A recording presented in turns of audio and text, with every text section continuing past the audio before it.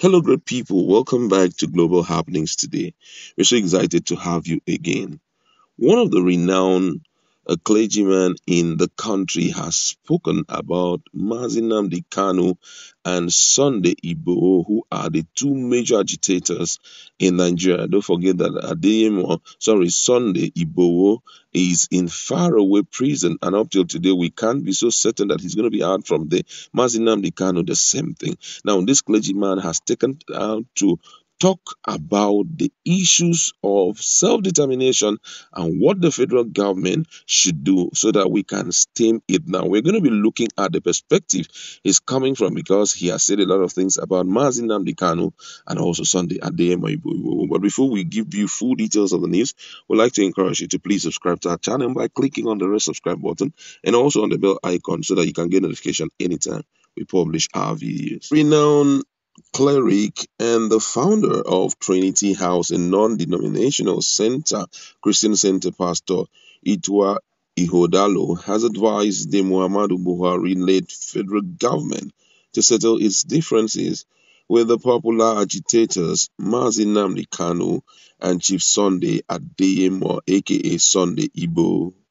The husband of the late Ibindu Ihodalo, the ex-beauty queen who died of a suspected cardiac arrest, made this known during an interview with the Media Room Hub. According to the father of two, Nnamdi Kanu is a great man facing the government all by himself.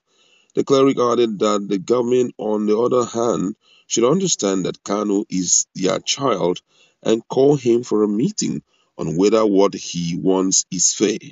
Speaking on Igboho, the clergyman noted that the government knows what to do to curb the heightened insecurity ravaging the southwest. He added that the government negligence in figuring out a sustainable solution is deliberate, noting that banditry is sponsored by some powerful people in Nigeria. He also provided a solution on how the government can tackle the issue of bandits, herdsmen, and insecurity. In his word, he says that for Nnamdi Kanu, I must salute his courage and I must salute his sacrifices. I must also salute his determination. He is a great man. It is not easy to face the government all on your own. Government, on the other hand, this is your child. You know when you are in a house and your child is complaining, you will call him and ask what is the matter. But when you tell him that he should stop complaining, that his noise is too much, you know that his brothers and sisters will also start complaining. Till today, they are still explaining why they kill Ken Sarwiwa in Nigeria. Till tomorrow, they are still wondering why they put Awolowo in jail. The government should call him and they should have a meeting and let them see whether what he wants is fair and if they can accommodate it. They should give all Nigerians fairness, equity, and security to practice their craft. Whatever is due to Igbo land must go to Igbo land. What is due to Ijo land must go to Ijo land. What is due to Zamfara, Kanu, Kaduna, Katsina must go there. On Sunday, Adeyemo, aka Sunday Igboho, the clergyman further said that the government knows what to do. Why they are not doing it is what I don't know. In Nigeria, there is knowledge and information. What we lack is leadership, the will to do the right thing. The issue of bandits, herdsmen, and insecurity, there are two solutions. The first is the immediate or knee-jerk solution, which is to be very honest, sincere, and efficient about your security architecture, being able to flush, fine, and reprimand these people in terms of disciplining them.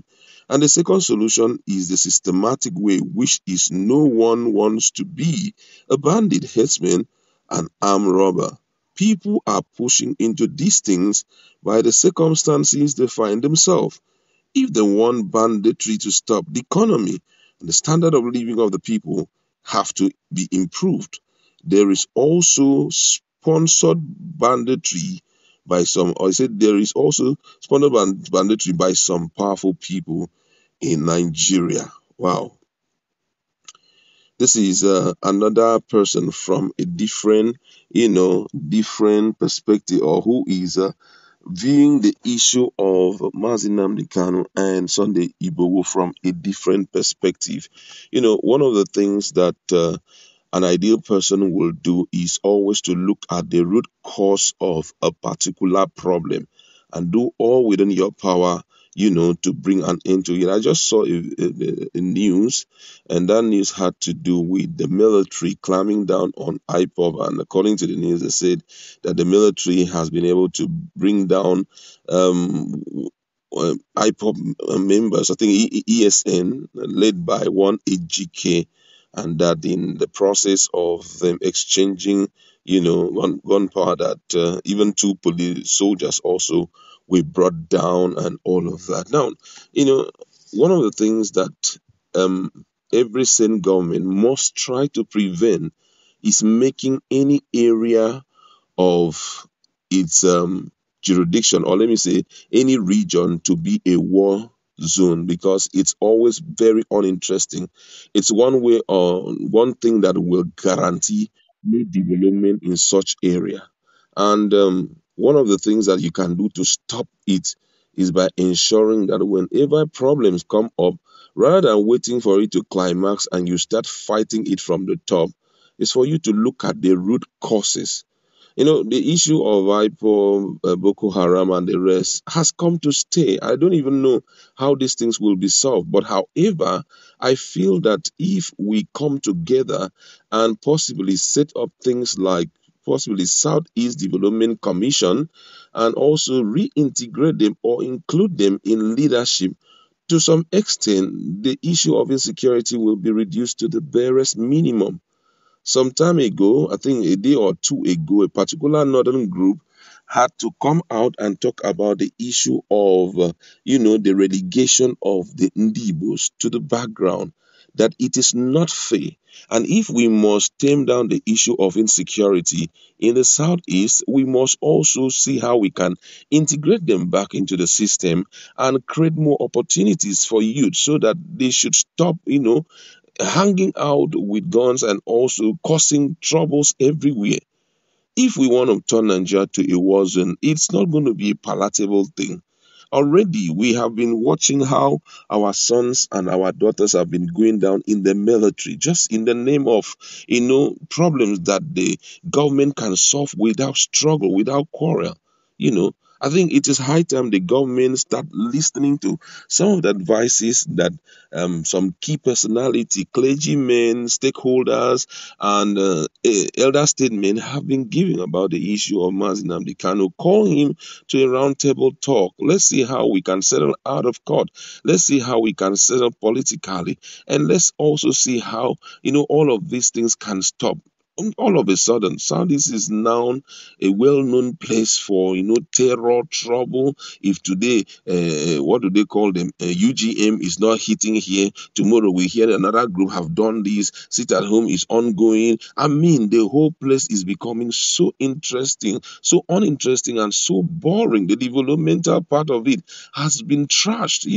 I don't even know how much of internally generated revenue the government of the day gets from there, because people cannot settle there because of the continuous issues of war. I feel at this point, just like this clergyman has stated, there need to be a roundtable talk. Let's see how we can call off all of this trouble and at least watch us, taking off on a very finer, level than always, quarreling and killing and all of that. It's not no more interesting.